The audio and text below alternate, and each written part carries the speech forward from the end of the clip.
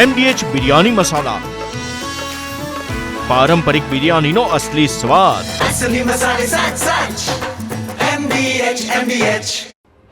નમસ્કાર, હું છું આપની સાથે હિરલ મહેતા. ગુજરાતની હવે શાન વધી છે કારણ કે સિંહોની સંખ્યામાં વધારો થયો છે. આખરે વસ્તી ગણતરી કરવામાં આવી હતી, તેના આંકડા પણ હવે જાહેર થઈ ચૂક્યા છે.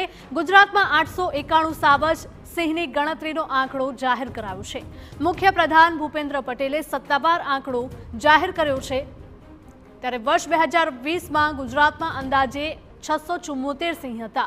વર્ષ 2025માં 891ને આંબ્યો છે સાવજનો આંકડો. 5 વર્ષમાં સિંહોની વસ્તીમાં 217નો વધારો નોંધાયો છે. 11 મેથી 13 મે વચ્ચે થઈ હતી સિંહોની વસ્તી ગણતરી.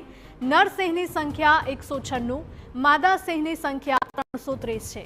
તો પાછળાની સંખ્યા 140, જ્યારે બચ્ચાની સંખ્યા 225 હોવાનું સામે આવી રહ્યું છે. તો ગુજરાતમાં 891 સાવજ છે, જ્યારે સિંહની વસ્તી ગણતરીનો આંકડો સરકાર દ્વારા જાહેર કરાયો છે.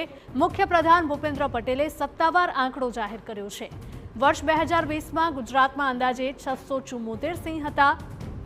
વર્ષ 2025માં 891ને સાવજનો આંક પાર કરી ગયો છે. ત્યારે 5 વર્ષમાં સિંહોની વસ્તીમાં 217નો વધારો થયો છે. 11 મેથી 13 મે વચ્ચે સિંહોની વસ્તી ગણતરી હાથ ધરાઈ હતી. નર સિંહની સંખ્યા 196, જ્યારે માદા સિંહની સંખ્યા 330. આપણે સૌ જાણીએ છીએ એમ ઓપરેશન સિંદૂરની જ્વલંત સફળતા માટે યશસ્વી વડાપ્રધાન શ્રી નરેન્દ્રભાઈ મોદી સાહેબ અને ભારતીય સેનાના દરેક જવાનોને ખૂબ ખૂબ અભિનંદન પાઠવું છું. એશિયાભરમાં ભારતની શાન એવા સિંહ એટલે કે શેરની વસ્તી અંદાજના આંકડાનો આજે જાહેર કરવાનો પ્રસંગ છે. આદરણીય મોદી સાહેબે એશિયાટિક લાયન પ્રત્યે આગવો લગાવો તેમણે આત્મનિર્ભર ભારત માટેની ઇન્ડિજિનિયસ મેન્યુફેક્ચરિંગ ઇકોસિસ્ટમ વિકસાવતા મેક ઇન ઇન્ડિયાનો લોગો પણ આ એશિયાટિક લાયનનો જ રાખ્યો છે. Make in India make for the world માટે આ અભિયાન એક લાયન સ્ટેપ બન્યું છે. સિંહ સંવર્ધનના અનેક સફળ પ્રયાસો વડાપ્રધાનશ્રીના દિશા દર્શનમાં થયા છે. ગીરના સિંહો એશિયાની અલભ્ય વન્ય પ્રાણી સૃષ્ટિ અને જૈવિક સંસ્કૃતિ છે. ભૌગોલિક પરિસ્થિતિ અને આબોહવાની દ્રષ્ટિએ જ નહીં, પરંતુ વન્ય પ્રાણી સંરક્ષણના રાજ્ય સરકારના કાળજીભર્યા સાતત્યપૂર્ણ અભિગમને કારણે જ ગીરના સિંહોનું સંખ્યાબળ ઉત્તરોત્તર વધતું રહ્યું છે.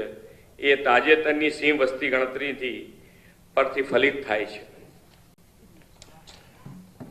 પાછલા વર્ષના આંકડાઓ જોઈએ તો 1995માં કરવામાં આવેલી સિંહની વસ્તી ગણતરીમાં 304 જેટલા સિંહ, વર્ષ 2001માં 327, 5માં 359, 10માં 411, 15માં 523, 20માં 674 અને આજે જે આપણે સંખ્યા જાહેર કરી છે એ અંદાજિત 691, એટલે 891 એટલે ખૂબ સારી રીતે જે પ્રમાણે સિંહો વધ્યા છે, સિંહોની સંખ્યા વધતી જાય છે, એ પ્રમાણે ખૂબ સારી રીતે આપણી ટીમ આની માવજત કરી રહી છે. ગુજરાતમાં સિંહની વસ્તી ગણતરી તો દાયકાઓથી થતી આવી છે. ઇતિહાસમાં એવું પણ જાણવા મળે છે કે પહેલા સિંહના પગલાની છાપ પરથી તેમની ગણતરી થતી. ગુજરાતની અલગ રાજ્ય તરીકેની સ્થાપના પછી વન્ય વિભાગે પહેલીવાર 1963માં સિંહની વસ્તી ગણતરી હાથ ધરી હતી. એમાં સિંહના પગલાની છાપ અને કલર માર્કિંગનો ઉપયોગ કરવામાં આવ્યો. શ્રી નરેન્દ્રભાઈ મોદી તત્કાલીન મુખ્યમંત્રી તરીકેના કાર્યકાળમાં આ પરંપરાગત પદ્ધતિ બદલીને total count by direct sighting at block સિસ્ટમથી સિંહની ગણતરી શરૂ કરાવી હતી. 2005માં આ પદ્ધતિથી સિંહ ગણના થઈ હતી. 2010માં પહેલીવાર સૌથી વધુ આધુનિક ટેકનોલોજીનો વિનિયોગ, સ્થાનિક લોકોનો અનુભવ, જ્ઞાનનો સહયોગ અને માલધારીઓના અભૂતપૂર્વ ભાવનાત્મક સક્રિય ભાગીદારીથી સિંહોની ગણના કરવામાં આવી. શ્રી નરેન્દ્રભાઈ ટેકનોલોજીના મહત્તમ ઉપયોગથી જે પ્રેરણા આપી છે તે મુજબ પરિવર્તન આપણે સિંહના આવી વસ્તી ગણતરીમાં લાવ્યા છે. આ વખતે રાજ્યમાં 11 જિલ્લામાં 58 તાલુકામાં 35,000 ચોરસ કિલોમીટરના વિસ્તારમાં સિંહ વસ્તી અંદાજની કામગીરી કરવામાં આવી છે. ડેટા રેકોર્ડિંગ માટે ટાઈમિંગ, જીપીએસ લોકેશન, ચિહ્નો, ફોટા, મુવમેન્ટની દિશા સહિતનું નિરીક્ષણ કરવામાં આવ્યું. જીઆઈએસ અને સ્ટેટિકલ સોફ્ટવેરની મદદથી ડેટાનું એકત્રીકરણ, સંકલન, નિષ્કરણ, આલેખન કરવામાં આવ્યું. વડાપ્રધાનશ્રીએ 74માં સ્વાતંત્ર્ય દિવસે લાલ કિલ્લાની પ્રાચીર પરથી સિંહના લાંબા ગાળાના સંરક્ષણ માટે કામ કરવાના સંકલ્પ અને પ્રતિબદ્ધતા સાથે પ્રોજેક્ટ લાઇનની જાહેરાત કરી હતી.